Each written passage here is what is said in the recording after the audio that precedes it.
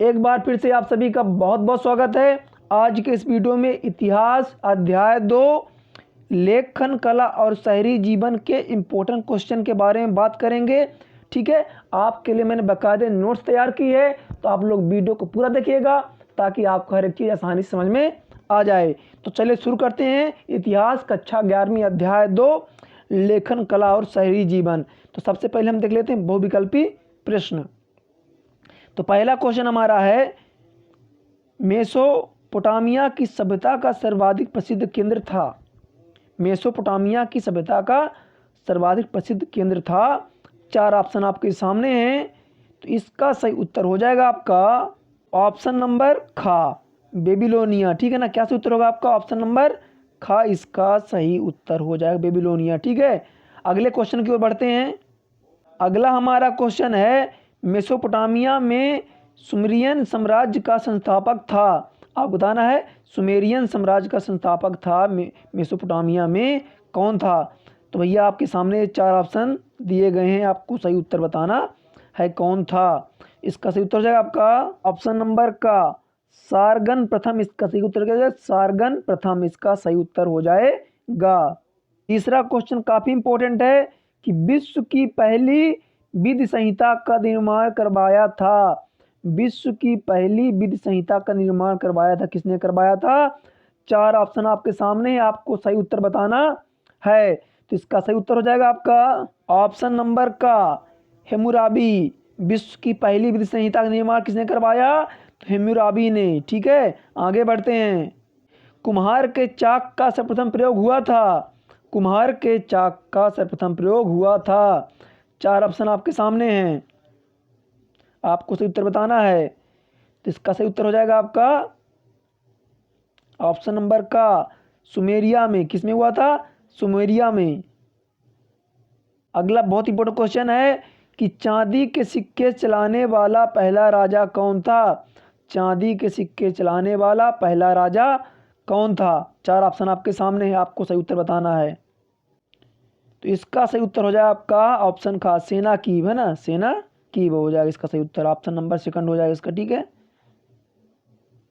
अगला और important question आपके सामने आ गया है कि कांस्य युग में सर्वप्रथम किस धातु का प्रयोग औजार बनाने में किया गया? जो भाई बहन कंपटीशन की तैयारी भी कर रहे हैं उन तक भी आप वीडियो पहुंचाइए। और ये क्वेश्चन उनके लिए बहुत ज़्यादा इंपॉर्टेंट है। अगर आपके घर में आपके बड़े भाई बहन हैं, अगर वो सरकारी नौकरी की तैयारी कर रहे हैं, उनको भी वीडियो पहुंचाइए और वीडियो को आप ज़्यादा से ज़्यादा शेयर करिए। क्यों ना कि हम आपको पूरे इतिहास की नोट्स प्रोवाइड कराने वाले हैं। कक्षा 11वीं की मैं इतिहास की पूरी तैयारी कराने वाला हूँ। तो कांस्य युग में सर्वप्रथम किस धातु का प्रयोग औजार बनाने में किया गया? 4 ऑप्शन आपके सामने, आपको सही उत्तर बताना है। का आपका सही उत्तर हो जाएगा तांबा। क्या हो जाएगा उत्तर आपका? तांबे का प्रयोग किया गया। कांस्य युग में सर्वप्रथम तांबे का प्रयोग किया गया। फिर अगला क्वेश्चन आता है, जिगुरत का संबंध किससे है? जिगुरत का संबंध किससे है? हड़प्पा, मिस्र और मेसोपोटामिया, चीन। आपका इसका सही उत्तर हो जाएगा मेसोपोटामिया। ठीक है, आपका सही उत्तर क्या होगा? जिगुरत का संबंध किससे? तो मेसोपोटामिया से। ठीक है, अगला क्वेश्चन आपके सामने ये रहा कि मेसोपोटामिया की सभ्यता का जन्म हुआ था। मेसोपोटामिया की सभ्यता का जन्म हुआ था, तो आपको सही उत्तर बताना। 4 ऑप्शन आपके सामने हैं, तो इसका सही उत्तर हो जाएगा आपका ऑप्शन नंबर घ, दजला फरात नदी की घाटी। अब चलिए अति लघु उत्तरीय प्रश्न देख लेते हैं। तो पहला है आपका मेसोपोटामिया की सभ्यता के 2 प्रमुख केंद्र के नाम बताइए। ठीक है, तो 2 प्रमुख केंद्र आपके सामने रहे, है ना, सुमेरिया, बेबीलोन। ठीक है, 2 प्रमुख केंद्र सुमेरिया और बेबीलोन। अगला क्वेश्चन देखते हैं, कुम्हार के चाक का प्रयोग सर्वप्रथम कहाँ हुआ था? कुम्हार के चाक का प्रयोग सर्वप्रथम कहाँ हुआ था? इसका उत्तर हो जाएगा आपका कुम्हार के चाक का प्रयोग सर्वप्रथम मेसोपोटामिया की सभ्यता में हुआ। ठीक है ना। तीसरा क्वेश्चन आपके सामने रहा, यूनिफॉर्म का अर्थ बताइए। यूनिफॉर्म का अर्थ बताइए। इसका उत्तर हो जाएगा, यूनिफॉर्म को हम अंकन लिपि या किलाक्षर है ना, ये सारे नामों से इसको हम जानते हैं। अंकन लिपि भी पूछ सकता है, क्यूनिफॉर्म लिपि पूछ सकता है, या फिर किलाक्षर। विश्व में लिखने की प्राचीनतम विधियों में से एक है। क्या है? लिखने की एक विधि है। आपसे पूछा कि क्यूनिफॉर्म का अर्थ बताइए, तो क्या है? लिखने की एक प्राचीनतम विधि है, ठीक है। और इसको दारा के किलाक्षर लेख भी कहते थे। इस लिपि का प्रयोग सबसे पहले 30वीं सदी ईसा पूर्व में सुमेर सभ्यता में उभरा, और इसकी कुछ पूर्व लेखन विधियों के भावचित्र भी मिले हैं। फिर अगला क्वेश्चन हमारा आता है, हेमुराबी की विधि संहिता की विशेषताएं बताइए। आपको हेमुराबी की विधि संहिता की विशेषताएं बतानी है, ठीक है ना। तो इसका उत्तर है आपके सामने रहा। पहली विशेषता क्या है कि कानून का कोई भी अपने हाथ में नहीं ले सकता ना, कानून को कोई भी अपने हाथ में नहीं ले सकता, और अपराधी को दंड देने का काम सरकार का था। पहली विशेषता क्या थी इसकी? कि कानून को कोई भी अपने हाथ में नहीं ले सकता, और अपराधी को दंड देने का अधिकार किसका होगा? काम सरकार का होगा। दूसरा, सभी प्रकार के ठेकों के लिए नियम निर्धारित थे। सभी प्रकार के ठेकों के लिए क्या थे? नियम निर्धारित थे। तीसरी विशेषता, कानून सभी के लिए एक समान था। कानून कैसा था? सभी के लिए एक समान था। चौथा, कर्जदारों को राहत देने के लिए रहन, ठीक है। अगला देखते हैं, नौकर तथा नौकर रखने वाले दोनों के लिए नियम बनाए गए थे। नौकर भी के लिए भी नियम थे, और जो नौकर रखने वाले थे उनके लिए भी नियम थे। आगे बढ़ते हैं, मेसोपोटामिया के दो प्रमुख देवताओं के नाम बताइए। इंपॉर्टेंट क्वेश्चन है, आपसे पूछ सकता है। इसका सही आंसर हो जाएगा आपके सामने, ये रहा। एनलिल यानी से वायु देवता, शम्स यानी सूर्य देवता, ठीक है। ये आपको ये नाम याद रखना है, ठीक है। इन नाम को आपको याद रखना है अच्छी तरीके से, ठीक है ना। आगे बढ़ते हैं, स्टेपी क्या है? स्टेपी है ना, स्तपी या स्टेपी अंग्रेजी, रूसी, यूरेशिया के समशीतोष्ण स्थित विशाल घास के मैदानों को कहा जाता है। किसे कहा जाता है? क्या है? तो ये चाहे आप स्तप कहो, चाहे स्तपी कहो, या स्टेपी कहो, ये यूरेशिया के समशीतोष्ण स्थित विशाल घास के मैदान को कहा जाता है। यहाँ पर वनस्पति आप इतना भी लिख देना तो ज़्यादा नहीं, कोई दिक्कत नहीं है।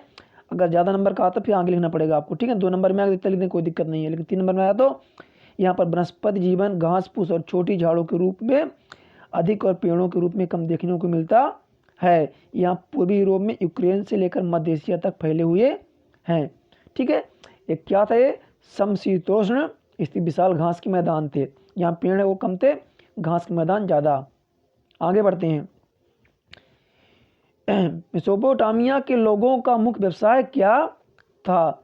अगला जो हमारा क्वेश्चन है, ठीक है। सारे क्वेश्चन आपको तैयार कर लेना, बढ़िया कॉपी में लिख लेना है, ठीक है। तो यहाँ पे देखें तो उनका मुख्य व्यवसाय क्या था? कृषि था। क्या था?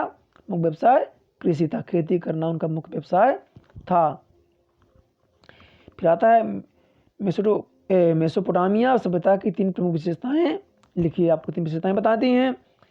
तो देखिए इनकी विशेषताएं क्या थी कि मेसोपोटामिया सभ्यता में राजा पृथ्वी पर देवताओं का प्रतिनिधि माना जाता था।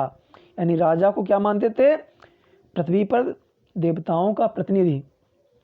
राजा व राज परिवार के बाद दूसरा स्थान पुरोहित वर्ग का था। राजा व राज परिवार दूसरा कौन था?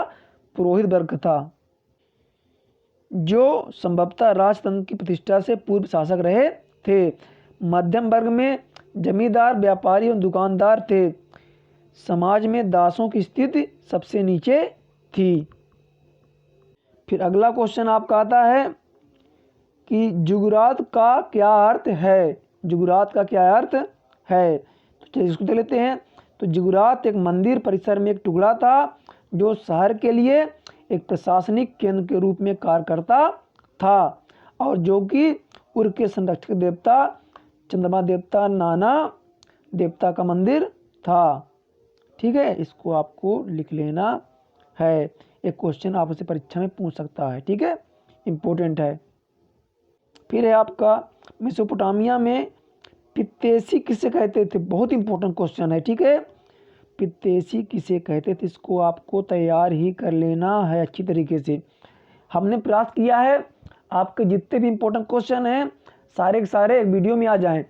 अगर कुछ क्वेश्चन बच जाते हैं, रह जाते हैं, तो उनको हम अगले वीडियो में अपलोड कर देंगे, लेकिन पूरा प्रयास किया गया है सारे इंपॉर्टेंट क्वेश्चन। ठीक है, आपको चिंता करने कोई तैयारी दिक्कत नहीं है। जैसे ही आप बहुत सारे बच्चे को कमेंट करें सर परीक्षा बोध, तो जैसे ही आपकी परीक्षा बोध आएगी मैं आपको पूरी जानकारी दे दूंगा और परीक्षा बोर्ड के भी सारे क्वेश्चन मैं करा दूंगा, तो आपको उसको लेने की जरूरत नहीं है। ठीक है, परीक्षा बोर्ड अध्ययन हो, सारे क्वेश्चन जो भी इंपॉर्टेंट है मैं आपको करा दूंगा। ठीक है, तो ये आपको अगला क्वेश्चन आता है, मेसोपोटामिया के आर्थिक जीवन पर प्रकाश डालिए। ये क्वेश्चन भी इंपॉर्टेंट है, उनका आर्थिक जीवन बताना था आपको, किसका, मेसोपोटामिया के लोगों का। ठीक है ना, तो चलिए देख लेते हैं इनका इसका उत्तर। तो लोग भेड़ बकरियां पालते थे, वो क्या करते थे, भेड़ बकरियां पालते थे और इनसे दूध व ऊन प्राप्त होता था। जो भेड़ बकरियां पालते थे क्या, दूध व ऊन प्राप्त होता था। धंधे मेसोपोटामिया के निवासी सन और भेड़ के बाल से कपड़े तैयार करते थे। क्या करते हो, सन और भेड़ के बाल से कपड़े तैयार करते थे। ठीक है, सूत काटना, कपड़े बुनना व रंगना, मूर्तियां बनाना, चांदी सोने और लकड़ी के सामान तैयार करना आदि जीविका के अन्य साधन थे। ठीक है, वे लोग मूर्तें बनाते थे, कपड़े बुनते थे, उनको रंगते थे, सूत काटते थे, चांदी सोने और लकड़ी के सामान तैयार करके अपनी जीविका यापन करते थे। ठीक है, अगला आता है, किन पुरानी कहानियों में मेसोपोटामिया सभ्यता की झलक मिलती है। यानी कौन सी वे कहानियाँ जहाँ पे आपको मेसोपोटामिया सभ्यता की झलक मिलती है, तो इसका उत्तर ये रहा। ठीक है, पुरानी कहानी से बाइबल में आपको झलक मिल जाएगी। ठीक है, अब मेसोपोटामिया की परंपरा साहित्य में दी गई कुछ कथाओं से मिलती है।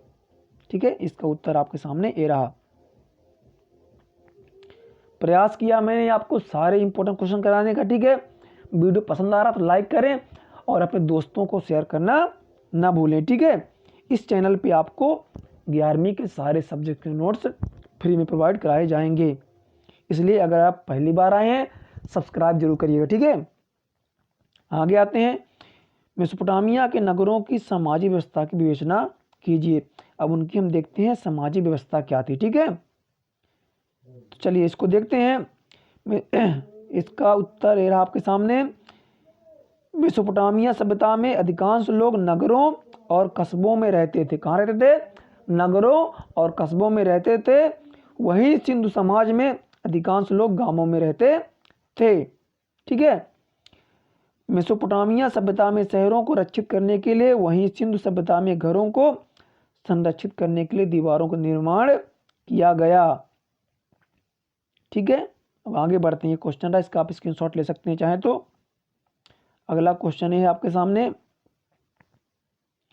कि मेसोपोटामिया सभ्यता की विश्व को क्या देन है। यानी जो मेसोपोटामिया सभ्यता थी उसने विश्व को क्या दिया, तो मेसोपोटामिया सभ्यता की विश्व को निम्नलिखित देन है। चलिए देखते क्या देन है, तो यह उत्तर आपके सामने इसका। ठीक है, पहला दोनों क्या दिया, लिखित विधि संहिता सर्वप्रथम बेबीलोनिया के शासक हिम्मुराबी द्वारा विश्व को दी गई है ना। नहरें बनवाई, बाढ़ नियंत्रण एवं जल परिवहन के लिए प्रयोग में लाई जा सकती थी। ठीक है, ये सारी चीजें हैं, आप इसको आप कर लीजिए का। आगे बढ़ते हैं, इसका आप स्क्रीनशॉट ले लीजिए। चलिए आगे देखते हैं अगला क्वेश्चन। सटदा समीक प्रणाली का आविष्कार किस सभ्यता में हुआ, तो किसमें हुआ था, मेसोपोटामिया की सभ्यता में हुआ था। ठीक है ना, आगे बढ़ते हैं। हेम्मुराबी कौन था, वह अपने किस उल्लेखनीय कार्य के लिए प्रसिद्ध है, तो हेम्मुराबी बेबीलोन का एक महान शासक था। वह बेबीलोन में पूर्व प्रचलित तथा अनेक नवीन कानूनों का संग्रह कराने के लिए प्रसिद्ध था। वह क्या करता था, पूर्व प्रचलित तथा अनेक नवीन कानूनों का संग्रह कराने के लिए प्रसिद्ध था। ठीक, कौन था वो, तो बेबीलोन का एक महान शासक था। फिर अगला आता है कि मेसोपोटामिया में कांसे का उपयोग कब आरंभ हुआ, तो 300 ईसा पूर्व कब आरंभ हुआ? तो 300 ईसा पूर्व, सॉरी 3000, सॉरी ठीक है ना, यहाँ पे 3000 है, गलती से निकल गया 3000, क्या है 3000। लेखन का प्रयोग किस कार्य में होता था? तो लेखन का प्रयोग हिसाब किताब रखने में किया जाता था। ठीक है। अलासिया क्यों प्रसिद्ध था? अगला क्वेश्चन है। तो अलासिया अपने तांबे के लिए प्रसिद्ध था। अगला, मेसोपोटामिया की पहली पट्टिका का काल क्या है? तो 3200 ईसा पूर्व की है। जिगुरात क्या है? इस प्रश्न की टिप्पणी लिखी है, मैंने आपको पहले बता दिया था क्या है। ठीक है, इस पे एक टिप्पणी है, तो इसका आप उत्तर जल्दी से स्क्रीनशॉट ले लीजिए। यानी आपका मेसोपोटामिया की सभ्यता के अंतर्गत नगर के संरक्षक देवता हेतु नगर के पवित्र क्षेत्र में एक मंदिर का निर्माण कराया जाता था, जिसे क्या कहते थे? जिगुरत या जिगुरात कहा जाता था। यह मंदिर किसी पहाड़ी पर या ईंटों के बने ऊंचे चबूतरों पर निर्मित किया जाता था। मंदिर के साथ ही कुछ भवनों का निर्माण भी कराया जाता था, जो भंडार था कार्यालय के रूप में प्रयुक्त किए जाते थे। यह भवन कई मंजिले होते थे। इन भवनों की सबसे ऊंची मंजिल पर देवता बैठकर ज्योतिषियों द्वारा ग्रहों एवं नक्षत्रों का अध्ययन किया जाता था। इस तरह से आपको इसको नोट कर लेना है। आप स्क्रीनशॉट ले सकते हैं, इतना आप पहले ले लीजिए स्क्रीनशॉट। ठीक है, फिर आप थोड़ा सा इसको ले सकते हैं। ठीक है, इसी तरह से अगर आप और नोट चाहते हैं तो चैनल को आज ही सब्सक्राइब करें और कमेंट करें आपको वीडियो कैसा लग रहा है, हमें ज़रूर बताइएगा। और दोस्तों पे वीडियो शेयर करना ना भूलें। ठीक है, वीडियो ज़्यादा शेयर करिए ताकि हमें भी कुछ मोटिवेशन मिले। अगर आप लोग वीडियो देखेंगे, पसंद करें, लाइक करेंगे तो हमें भी कुछ मोटिवेशन मिलता है वीडियो बनाने के लिए। बहुत जल्द आपको अध्याय 3 का मिल जाएगा आपको। ठीक है ना, PDF।